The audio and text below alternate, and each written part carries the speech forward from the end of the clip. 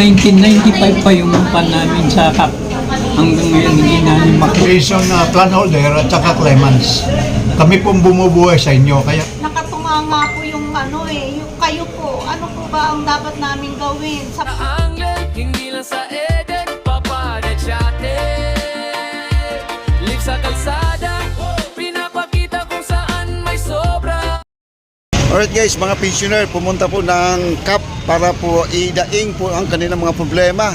Dahil 10 years na po at wala po silang natanggap sa kanilang mga pension at ang mga binabayad nila ay hindi po naibalik po sa kanila. Alam niyo naman ang nangyari sa CAP, mga kaibigan, yung sa insurance. Nandito po, ayan po sa likuran po natin ang ating nagre-reklamo.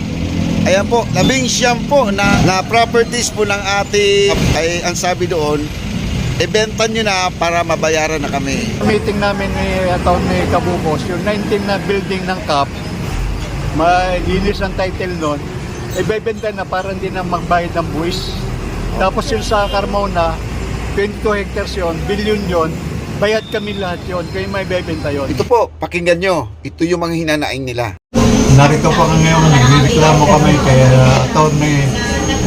Reynaldo Regalado dahil sa hindi siya hindi nga-aproban yung liquidation plan ni Atty. Cabubos. Kasi kung ma-aproban yung liquidation plan, may bebenta ng mga properties na kaso hindi pa aproban. Kaya Sir ni Reynaldo Regalado, aproban na po, matatanda na po kami, kita naman yun, nagong-nagong na at age of 40. 72 na ako, hanggang ngayon wala pa. 3 dekada naghihintay. Nagpapagamot po ako, laking pera na kailangan ko. Kaya mawa ko na po sa amin.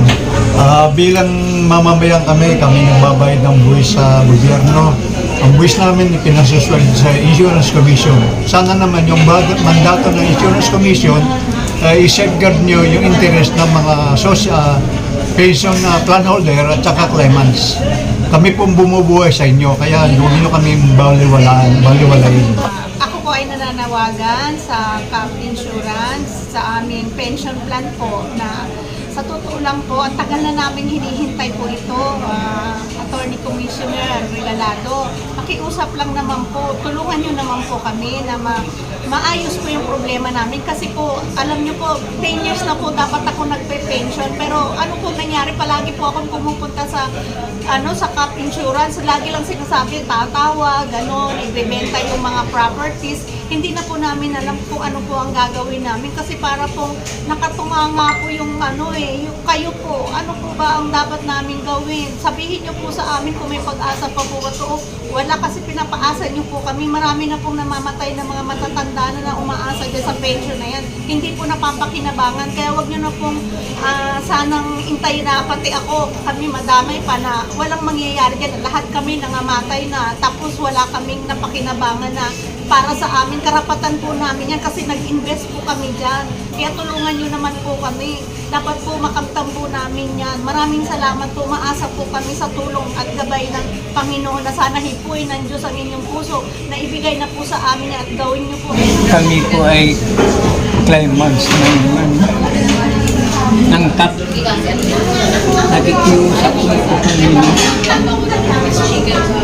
sana mabayaran na kami dahil kami makatanda na. Kami mag-asawa kami. Yung asawa ko hindi na makalakad ng malayo. Kaya 80 na siya. Ako 74.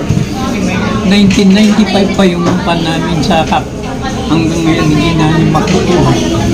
Kaya attorney, pakiusap naman po, maawa naman kayo sa amin. Yun lang po, sana mapirmahan nyo na yung sinasabi ng iba na sa inyo na lang ang problema sa binibentang lupa ba? Ganun. Kaya sana attorney, maawa naman po kayo sa amin. Ganun. Ako po, isang dating OFW na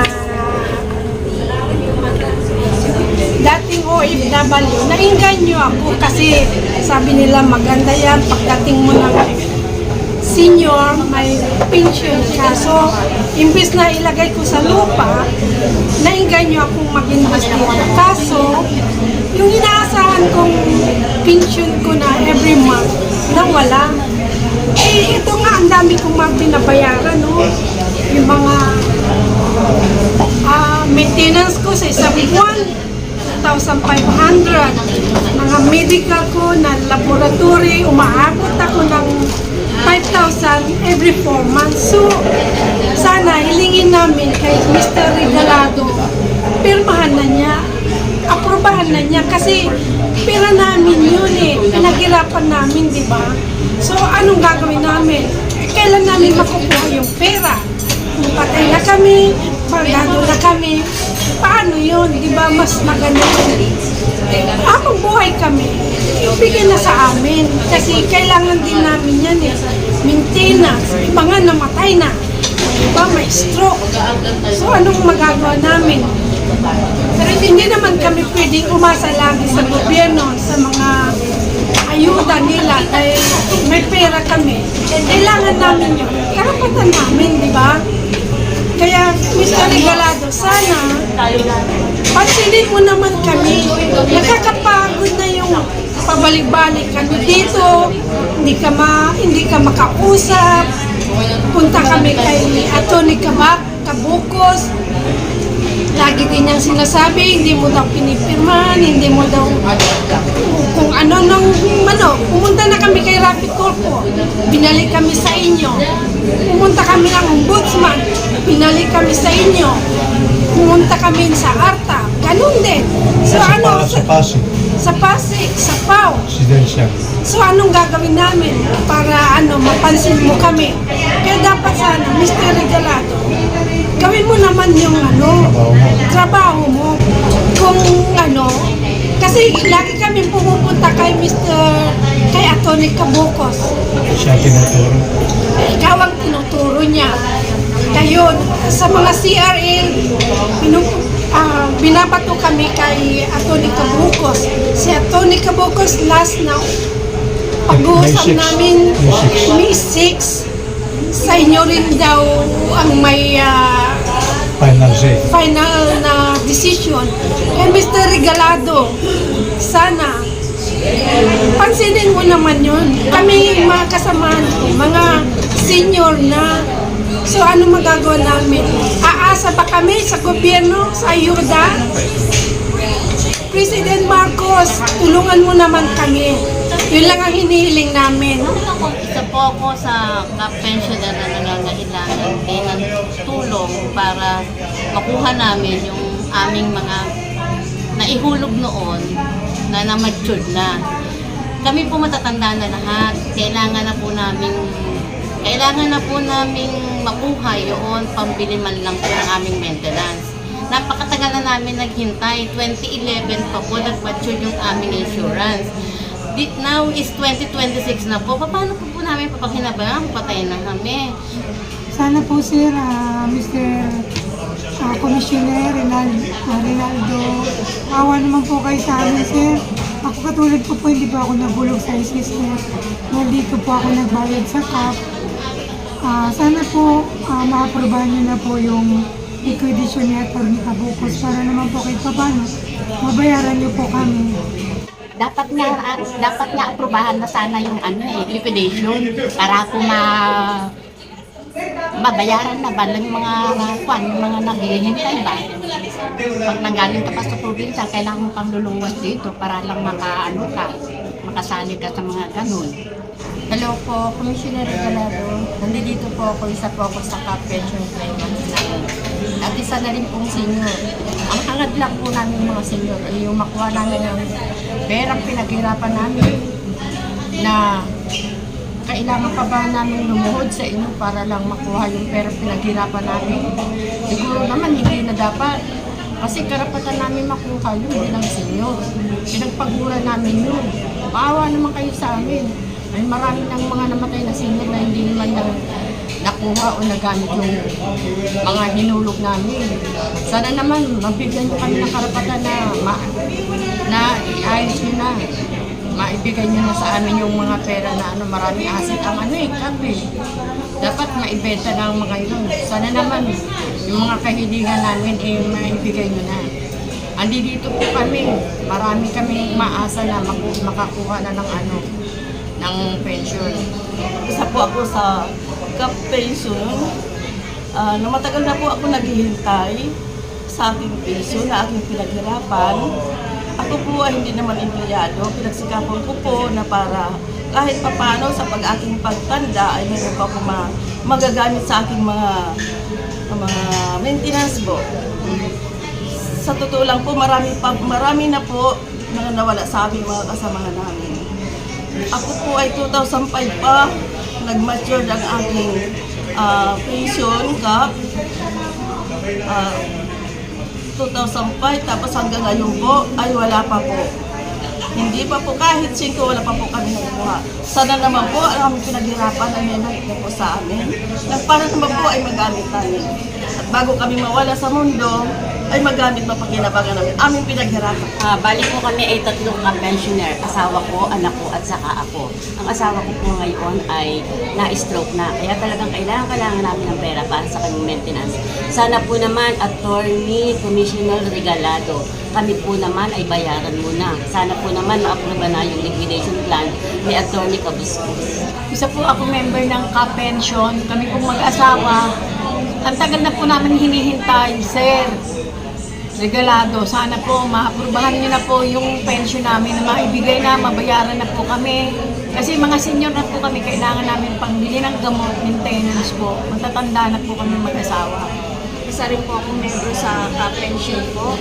Sana po nakikiusap ako na sana aprubahan, sana mabayaran na kami sa mga pension po namin. Ang tagal-tagal na po hinihintay. Ako po, hindi pa po ako senior, pero naawa po ako dun sa mga senior na kasama ko na naghihintay na sobrang tagal na po. So sana po, mabayaran na po kami. 2006 pa po nag-mature. Ngayon po ay 2026 na. So 20 years na po kami naghihintay ng mabayaran. Sana po, Sir Attorney Regalado, pakibigyan po ng atensyon yung aming hiling na approve nyo na po yung liquidation plan para po mabenta yung mga assets na yun po ang pagbabayad sa amin. Isa po ako sa claimants po ng pension holder po ako. Hinihiling po namin na sana po mabigyan po ng atensyon ng aming kahilingan. Dahil mga senior na po kami, alam naman po namin na mayroon po tayong ari-arian na pinagkontribusyonan po ng mga senior na ngayon. Sana po maawa na kayo sa amin at maaga nyo na pong ibigay at ipagbili na dahil alam naman namin po na maraming ari-arian na nabili ng galing sa mga pera namin. Kaya hiling po namin Mr. Attorney Regalado na siya pong naghahawak ngayon sa IC. Sana po ibigay nyo na po sa amin. Magbenta na po tayo ng ari-arian namin, sir. Ako po ay nakikiusap po sa inyo na nawa po ay maibalik naman na po sa amin yung mga pinaghirapan po namin. Lalo po ang asawa ko ngayon ay disabled na. 2015, wala na pong hanap buhay. 6 po ang anak ko, 5 po yung kinuhanan ko ng cut education. At tapos na po sila pero wala pong nakuha, ilang percent lang po. Bali 2 times pa lang po nakakuha.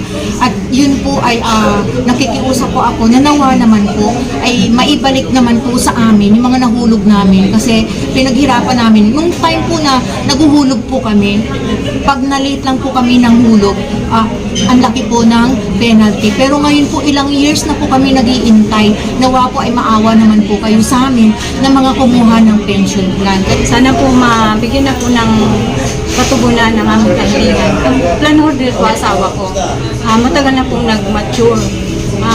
Need na po namin ng pera. Sana po, sir, maawa na po kayo sa amin. Sana buksan yung puso nyo kasi kayo, tatanggal na kayo. Ulan namin. At accepted po yan na tayo mawawala sa mundo ito. Regalado, isa lang po ang hinihiling namin sa inyo. Sana po, aprubahan mo na po at pirmahan mo na po yung liquidation paper namin para makamit na lang po namin yung mga tagumpay at paghihirap namin po, lalo na pag senior na po. Maraming salamat po.